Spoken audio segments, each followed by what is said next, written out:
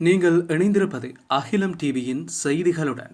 விளக்கமறியலில் வைக்கப்பட்டுள்ள தேசபந்து தென்னகோனிடம் குற்றப்புலனாய்வுத் துறையினர் வாக்குமூலம் பதிவு செய்துள்ளனர்.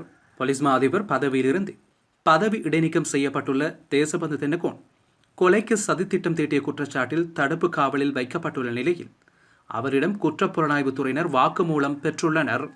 இதேவேளை தேசபந்து தென்னகோனை போலீஸ் மா அதிபர் பதவியிலிருந்து நீக்குமாறு ஆளும் கட்சி அமைச்சர்கள் உள்ளிட்ட நாடாளுமன்ற உறுப்பினர்கள் சபாநாயகரிடம் முன்மொழிவு ஒன்றை சமர்ப்பித்துள்ளனர். மேலும் தேசபந்து தென்னகோனை போலீஸ் மா அதிபர் பதவியிலிருந்து நீக்குவதற்கான முன்மொழிவு அடுத்த மாதம் 8 அல்லது 9ஆம் தேதி நாடாளுமன்றத்தில் சமர்ப்பிக்கப்பட்டு நிறைவேற்றப்படும் என்று அமைச்சரவை பேச்சாளர் அமைச்சர் நலிந்த ஜெயதிச நேற்று ஊடக சந்திப்பில் குறிப்பிட்டிருந்தமை குறிப்பிடத்தக்கது. இடைநீக்கம் செய்யப்பட்ட போலீஸ் மா அதிபர் தேசபந்து தென்னகோனை பதவியிலிருந்து நீக்குவதற்கு 2002ஆம் ஆண்டு 5ஆம் இலக்க அதிகாரிகளை நீக்குதல் சட்டத்தின் கீழ் உள்ள விதிகளை அரசாங்கம் தற்போது பின்பற்றி வருவதாக அமைச்சரவை பேச்சாளர் அமைச்சர் நலிந்த ஜெயதிச தெரிவித்துள்ளார். இந்த சட்டத்தின் கீழ் போலீஸ் மா அதிபரை நீக்க கோரும் ஒரு முன்மொழிவை 75க்கும் மேற்பட்ட பாராளுமன்ற உறுப்பினர்கள் அங்கீகரிக்க வேண்டும்.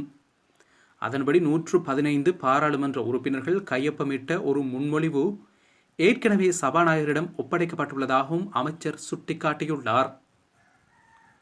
செவ்வாய்க்கிழமை தென்னகோனை பதவி நீக்கம் செய்வதற்கான ஒரு பிரேரணையை தேசிய மக்கள் சக்தி சட்டமன்ற உறுப்பினர்கள் குழு சமர்ப்பித்தது.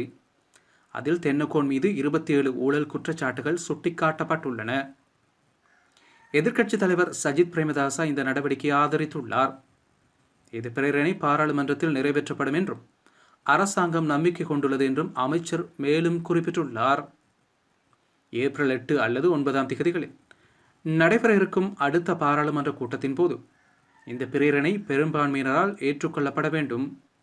அதே நேரத்தில் பதவி நீக்கம் குறித்து ஆலோசிக்க ஒரு விசாரணை குழுவையும் நியமிக்க வேண்டும். இந்த குழு முதன்மையாக தலைமை நீதிபதியால் பரிந்துரைக்கப்படுகிறது. மேலும் அதில் ஒரு பதவியில் இருக்கும் உயர் நீதிமன்ற நீதிபதி, தேசிய போலீஸ் ஆணைக்குழுவின் தலைவர் மற்றும் ஒரு மூத்த நிர்வாக அதிகாரி ஆகியோர் அடங்குவர். குழுவின் விசாரணைக்கு பிறகு சபாநாயகரிடம் ஒரு அறிக்கை சமர்ப்பிக்கப்பட்டு பாராளுமன்றத்தால் அங்கீகரிக்கப்பட வேண்டும் என்றும் அமைச்சர் இதன்போது விளக்கியுள்ளார். இத்துடன் அகிலம் டிவியின் செய்திகள் நிறைவுக்கு வருகின்றது. உள்நாட்டு செய்திகளை அறிந்து கொள்ள அகிலம் டிவியுடன் என்று இணைந்திருங்கள். அகிலம் டிவியின் யூடியூப் சேனலை சப்ஸ்கிரைப் செய்து கொள்ளுங்கள்.